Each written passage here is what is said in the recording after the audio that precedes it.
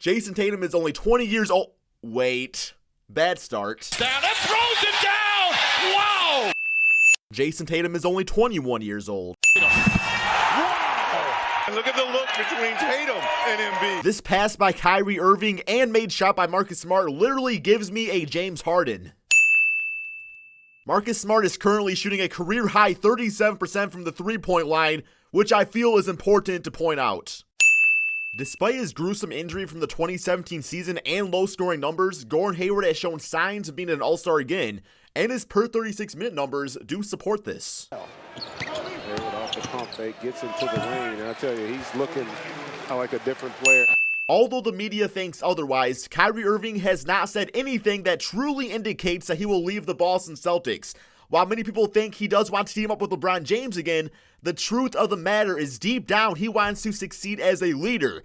Kyrie has a great young supporting cast in Boston, and he ended up re-signing with them in free agency. Jalen Brown is still an enticing young prospect in 2019. It could very well be a future All-Star. Brown will either end up prospering in Boston eventually or be a part of a huge trade that lands the Celtics a superstar caliber player. Either way you look at it, you will get nothing but value out of Jalen. The Celtics are still stacked in the first round pick department, owning the Kings, Grizzlies, Clippers protected picks, and their own. In a very deep 2019 draft class, Boston can either trade these picks for win-now players or already start to add future depth to their team as some of the veterans start to get a bit older. Al Horford is still a fantastic center who fits perfectly in Brad Stevens' system. He can score in a bunch of different ways, is a serviceable rebounder, and one of the best passing big men.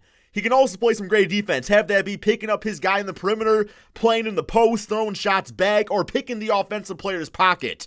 This is all packaged together with a guy who has no major ego flaws. Plus 3 wins for Big Al. Caruth to the basket and stuffed out of bounds by Horford. Have we talked about Kyrie Irving's handles and shot-making abilities yet? This is some next-level stuff. He does things that we have never seen on a basketball court before, which is damn impressive considering all of the great players before him. This half-court shot by Jason Tatum in the skills competition is still fantastic to watch. This is it. This is the 1-2-3. I know we're here to focus on the 2019 Boston Celtics, but does anyone have any objection to me mentioning Bill Russell, one of the greatest pioneers of basketball, but also the civil rights movement? Here is 11 wins, 1 for each ring. Thank you for all you did for the game and mankind. Not many teams can say they have a great point guard to fill in the starting spot if their superstar point guard decided to leave.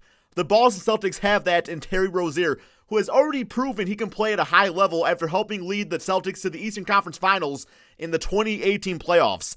At the height of only 6'1", Scary Terry is a committed rebounder at the 1 spot and has the ability to knock down the 3. He would be a starter on quite a few other NBA teams.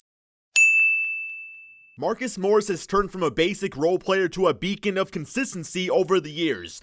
And for the 2019 season, he is shooting a career-high 46% field goal while shooting 38% from 3 on a career-high 5 attempts.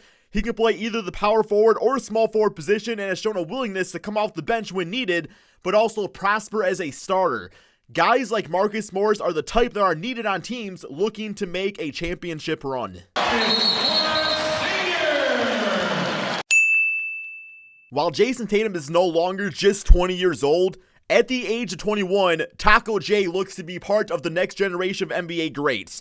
Extreme athleticism combined with guard-like handles and a silky smooth jump shot, JT came to the league as a rookie who had a veteran scoring sense, and he took that with him into his sophomore year. He's the future of the team, the Paul Pierce of the new Celtics, and they would be wise to hang on to him for as long as possible. No matter what happens to the Boston Celtics, come playoff time, you will find them ready to go to war due to former Coach of the Year Brad Stevens. One of the sharpest minds the game has to offer, Stevens excels in thinking outside of the box and utilizing the talent around him to get the best of their abilities. When asked about Brad Stevens in an interview, former superstar Kobe Bryant had this to say: "He observes the game, the flow of the game, and the tendencies. He can look at players and their tendencies and he can file that away to use it for later." It's important to note that Kyrie Irving is one of the clutchest players in the league. A huge part of the Cleveland Cavaliers championship, Uncle Drew took that skill set to the Boston Celtics. He averages 5 points, 53% field goal shooting, and 38% from three in clutch situations. When the going gets tough, no matter where the offense is at, you can always rely on Kyrie Irving to get you a bucket. Starting to dance with it. Slammed on the brakes. Money. While not having a ton of opportunities yet, rookie center Robert Williams has had a few glimpses of showing the player he could become. This season, he has had multiple games with 5 blocks and 10-plus rebounds. Based off of his style of play, he's more of a DeAndre Jordan or Rudy Gobert type of center, but in a few seasons, he'll be competing with Mitchell Robinson as one of the best rim protectors in the Eastern Conference as long as the Celtics continue to develop him. The Celtics have one of the most diverse scoring rosters in the entire NBA as they have nearly 8 players averaging over 10 points per game. Kyrie Irving at 23, Jason Tatum at 16, Marcus Morris at 14, Al Horford and Jalen Brown both providing 13, Gordon Hayward giving 11, and then Terry Rozier and Marcus Smart just missing the cut at 9 points per game. This type of depth can be the difference in the final stretch of the regular season as teams decide between resting players but also fighting for better seeding. Plus 3 wins for this.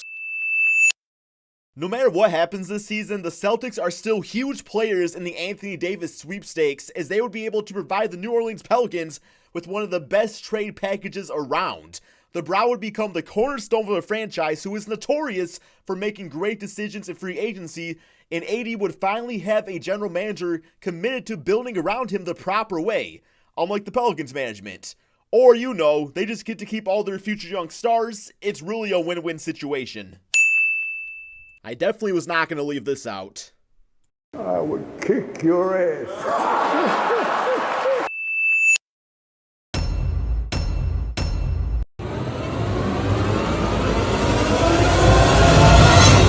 Anything's possible.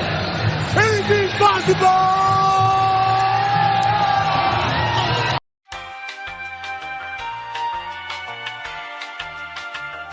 So I hope you guys all did enjoy this style of video right here. At the end of these type of videos, I'm going to give you guys kind of like my off-the-mind thoughts on the team that I am doing, just as a way to connect with you guys more as the audience, so it's not just me talking over highlights and things like that. So we're going to call this the crispy session right here. My true thoughts on the Boston Celtics this NBA season. As of right now, they are 5th place in the Eastern Conference. And I will say, man, that plain simple, they have been a bit of a disappointment this season. I was kind of expecting them to be around the Toronto Raptors, Milwaukee Buck range as of right now. But at the same time, man, we got to remember just how young this team is right now. Like, when you take Kyrie Irving off the team, and what's the rest of the team you have out there? You have Al Horford, who's 32, of course, but he's not really a superstar player. And then you have Jalen Brown and Jason Tatum, 2 guys that are extremely young, and Kyrie Irving is still learning to be a leader on his own. Straight up, what I'm going to say if you are a Boston Celtics fan is don't give up on this team, as I hope Kyrie Irving does not give up on this team in the future either. Leadership and just, I guess it's the mentality of being able to make deep runs out there and just know what it needs to be done to win basketball games. That stuff takes time. That's not something you can practice in the gym. And I'm really fearing that the Boston Celtics might do something drastic in the NBA offseason when they really don't need to. I mean, I look at the depth of this team. I look at up and down the roster because I was saying earlier in this video, guys, we have about 8 players averaging 10-plus points. That is absolutely crazy. If Gordon Hayward can get back to form, then, that's another all-star caliber player added to the squad. So, overall, man, I'm really liking the Boston Celtics roster up and down. They're one of the best defensive teams in the NBA.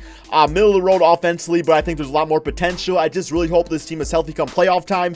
And I will say, straight up, man, this is not a team that I would want to play in the playoffs at all. Like, I would not want anything to do with this team at all. Now, as far as the ceiling of some of these players and kind of what I expect, really in the future, because these type of videos are more so to look at the current state of the team. But, you look at Jason Tatum, man, and I really say that, this season, 16 points per game. His scoring's up, his rebounding's up, his assists are up, everything's up. Except, his field goal percentage and 3-point shot is down just a little bit at about 37% from 3. He shot 43% last year, which is just insane, although he is shooting a bit more attempts, I believe, this season. So, yeah, Jason Tatum, down the road, I'm seeing him as, like I was saying, man, the Paul Pierce of this team if he sticks around. 25 points, 6-7 rebounds per game.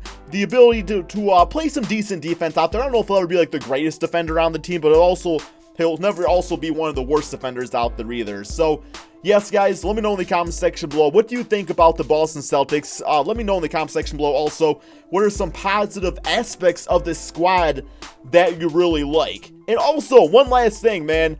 I know there's other players on this team I didn't mention, like Daniel Tice, who I think is a really solid big guy. You know, Aaron Baines, despite always getting dunked on, having that crazy-looking man bun, he's still a very tenacious center. You know, guys like Semi Ojeleye, or, you know, we got Gershon Yabusele. I believe I said that right. I don't know, man. You know, guys like that I don't really watch as much, so I don't have as much of an opinion. But, yes, as always, guys, let me know in the comment section. I hope you guys all enjoyed. Be sure to drop that like, subscribe if you're new to my channel, and peace out, my friends.